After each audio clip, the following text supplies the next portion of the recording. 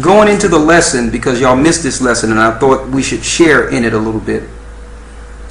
What is the importance of this world's connection with idols? Now, when I talk about idols, you notice in the Catholic Church they have all these different symbols. They have a statue of Mary, or what they call Mary, which we know is nothing different than Diana, and the worship of Venus, and the child, which is a representation of Jupiter, or the Yule child of Tammuz of ancient Babylon. But with every worship and prayer comes some physical substance like an idol. You notice even in your Catholic Church they have what you would call rosary beads, something like that, right? They call it rosary beads. In it, you know, it's a compilations of different stones, usually linked into a cross. Why do people reverence substance and have a worship linked to physical things like wood and stone and metal? We found out, according to the scriptures and according to this world, why. I'm going to give y'all some understanding. I don't want to let the full cat out of the bag, because a lot of the information we'll be teaching in the academy. So I don't want to bring it all out, because we want to make sure we ration it out and give you the information as we can receive it. But in a nutshell, it's pretty deep, the reason they have these idols attached to every religion. In Islam you have the rock, or the Kaaba. In the Middle East you have all types of different idols. In ancient Babylon you had idols. The Roman Catholic Church is filled with idols. You go into your church and there's symbolism and idols every place. And there was an origin of idols. So let's go to the book of Enoch. We're going into the book of Enoch, and then I'll take you into the Bible and the Apocrypha to show you why the nations deal with idols. What significance, and why people cannot physically let their superstition and their idols go. And don't forget, Abraham himself, his father Terah, was an idolater. Alright? So I'm going to show you, according to scripture, why people hold dear to substance. See, it tells us in the commandments, Exodus 20, that thou shalt not have no other God before the Most High. And he explicitly told his people not to make unto them anything that's in the heaven above or the earth beneath. There was a reason for that. What was the spiritual implication of that? Why did the Most High want Israel to stay away from those practices? We'll show you. Why is it that when it comes to substance, be it your ring, or your earrings, or your jewelry, why do you call it precious? Why do you hold dear to these things as if they have life, and value material more than life itself? What is your spiritual connection to these things? I'm going to say this. Who is over your jewelry? What people is actually bringing jewelry to you? Why do they promote jewelry? Why this time of year, especially during the time of Christmas? Everything you see is about adoring jewelry. Jewelry itself, Jewry, links directly to the Jewish wizards. Back in old time, there was people who knew how to track spirits in material. They would track a genie, or what you would call in the Middle East a jinn. But they needed physical substance to do it.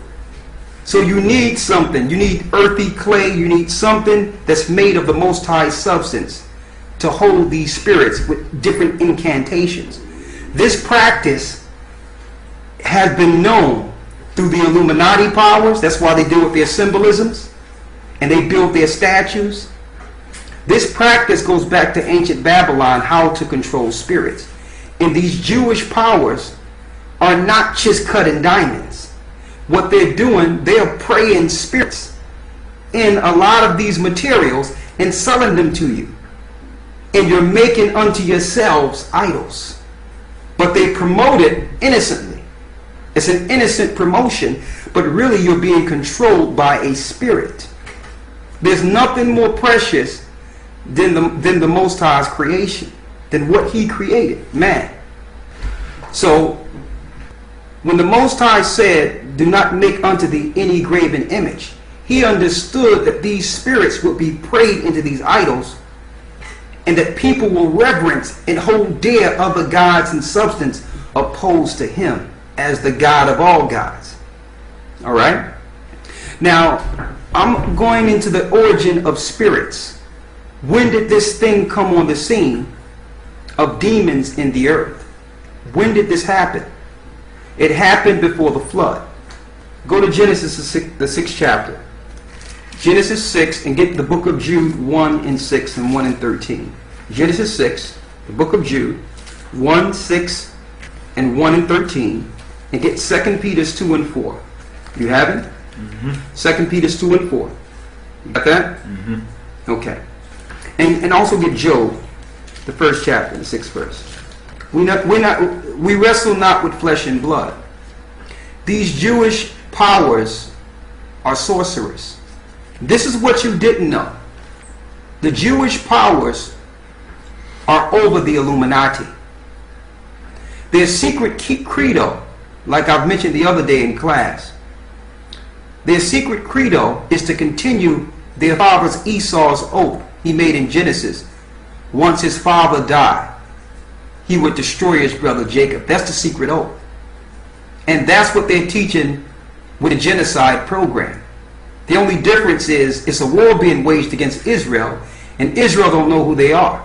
Therefore, they don't know that they're being warred against. So we need to get the origin of this. These people that are over the world, over the bank system, over your thought, over your education, over your religion, that own your banks, these people are sorcerers. You notice their movies, they push sorcery big time. Gandalf, Lords of the Rings, Harry Potter, these wizards. They have many wizards. I know a lot of you think that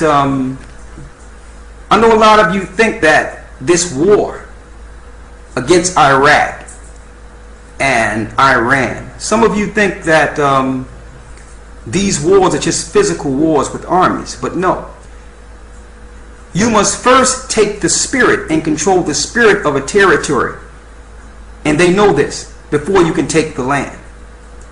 Before they went into Iraq, America sent an army into the palace of Saddam Hussein and found genie bottles. As far as the eye can see in his palace, in one room was nothing but genie bottles or gin bottles. Bottles that held spirits that gave Saddam Hussein power. They had to take his spirits to control the region. We're not wrestling with flesh and blood. Before the Jewish powers took Israel, where were the hierarchy or the spiritual rabbis and sorcerers? They were in ancient Babylon. They were in Iraq, learning ancient witchcraft practices in 1948 before they flooded Israel with Europeans. Do your research. They've cast a spell on the world. They have cast a spell. Why?